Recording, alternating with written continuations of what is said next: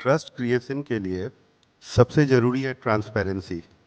और जब हमारे सेल्स के लोग जाते हैं और इन्वेस्टर से बात करते हैं तो उनको ऑनेस्टली सेलिंग करना चाहिए। Creating the right expectation, I think that is very important.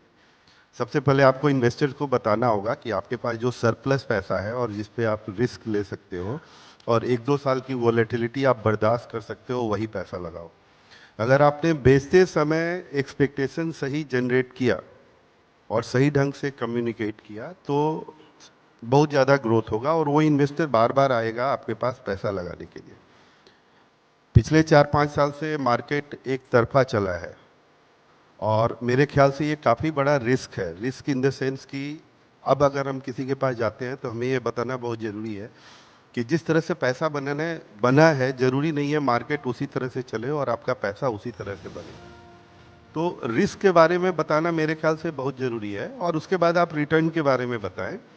Mutual fund as a product बहुत ही प्रभावी है क्योंकि रिस्क के बावजूद एवरेज रिटर्न जो है ऑलमोस्ट 15% है और टैक्स फ्रेंडली है। तो टैक्सेशन भी आपका काफ़ी कम है जो अल्टरनेटिव प्रोडक्ट्स हैं उनके मुकाबले। अगर आप लिक्विडिटी देखेंगे तो आप आज अपना म्यूचुअल फंड रिडीम करना चाहें तो कल शाम तक परसों तक आपके अकाउंट में पैसा होगा। तो लिक्विडिटी के टर्म्स में भी ये बहुत अच्छा प्रोडक्ट है और पोटेंशियल तो हमारे देश में बहुत ज़्यादा है।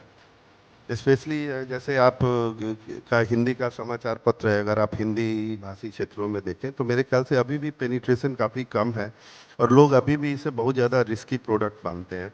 तो अगर ठीक से समझाया जाए, रोलिंग रिटर्न का कॉन्सेप्ट उनको समझाया जाए कि जो आप आज जो पैसा डाल रहे हो उसको 5 साल बाद देखो, 5 साल के अंदर क्या होगा हमें नहीं पता है, लेकिन 5 साल के बाद आपको ज़्यादातर समय आप देखेंगे कि पॉजिटिव रिटर्न मिलेगा और अच्छा रिटर्न मिलेगा। तो इन सारी चीज़ों को अगर सही ढंग से कम्युनिकेट किया जाए तो अभी पेनिट्रेशन अभी इंडिया में मेरे ख्याल से हाउस होल्ड सेविंग का ऑलमोस्ट 5% इन्वेस्ट हो रहा है म्यूचुअल फंड में। अमेरिका में ये नंबर मेरे ख्याल से 36% है, 36%। बहुत बड़ा नंबर सो है। Long way to go and long rope ahead.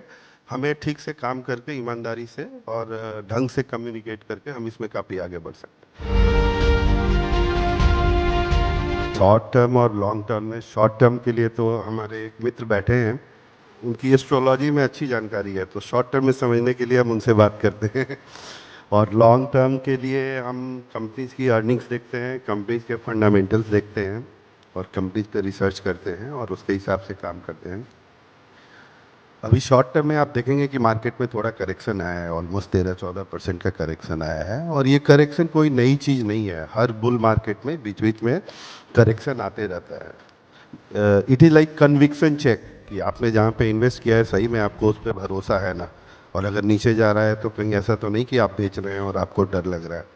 और ये जो कन्विक्शन आता है ये नॉलेज और अंडरस्टैंडिंग से आता है और जिस आदमी को वो चीज़ नहीं है उसको एक ऐसा आदमी चाहिए जो कि सही ढंग से उसको समझा सके, बता सके और फाइनेंशियली लिटरेट कर सके। और उस केस में जो हमारा लास्ट माइल कनेक्शन है, जो सेल्स के लोग हैं उनका कम्युनिकेशन बहुत इंपॉर्टेंट हो जाता है, जिसकी बात मैंने पहले भी की।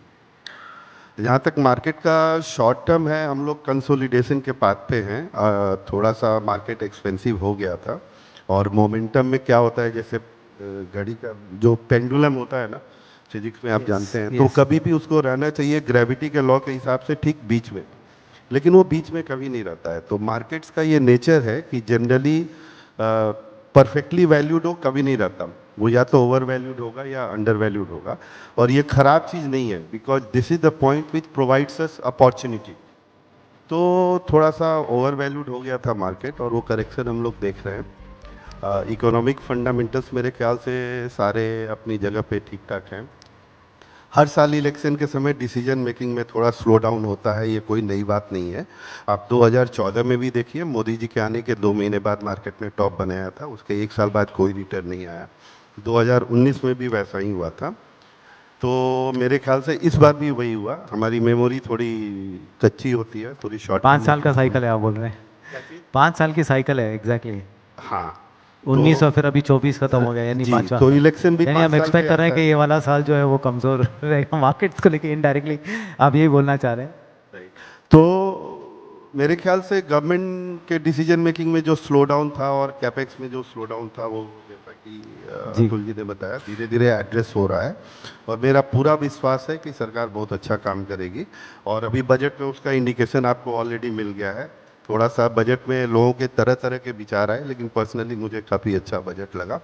और कैपेक्स में भी मुझे ग्रोथ दिखाई दे रहा है। इस बार इन्होंने स्टेट्स को 1.5 लाख करोड़ दे दिया। अगर आप उसको मिला के देखेंगे तो कैपेक्स में भी रियल में जितना खर्चा होगा इस साल में और अगले साल के कैपेक्स के बजट में कम से कम 25% का डिफरेंस है। क्योंकि 10 लाख करोड़ और 11.2, और उसमें आप 1.5 लाख करोड़ जोड़ दीजिए तो 12.7 हो गया। तो ये सब नंबर पैसा बहुत सीधा म्यूचुअल था। फंड में आने की पूरी संभावना है। जी। ये पैसा जो है म्यूचुअल फंड में आने की पूरी संभावना है। अल्टीमेटली म्यूचुअल फंड में आएगा ही पैसा, क्योंकि कहीं भी जहाँ इकोनॉमी। पे कमाई होती है, कमाई के बाद खर्चा होता है और खर्चे के बाद सेविंग होती है। जी। और जो सेविंग होती है, अगर हम सही ढंग से लोगों को समझा सके तो जाहिर है वो म्यूचुअल फंड में यानी आएगा। लिस क्योंकि ये सबसे इफेक्टिव टूल है लॉन्ग टर्म इन्वेस्टमेंट का। मुझे लगता है सबने बात की है कहीं ना कहीं एसआईपी की, तो इसको थोड़ा सा समझने की जरूरत है कि सारे लोग एसआईपी की बात क्यों कर रहे हैं। Why not lump sum investment?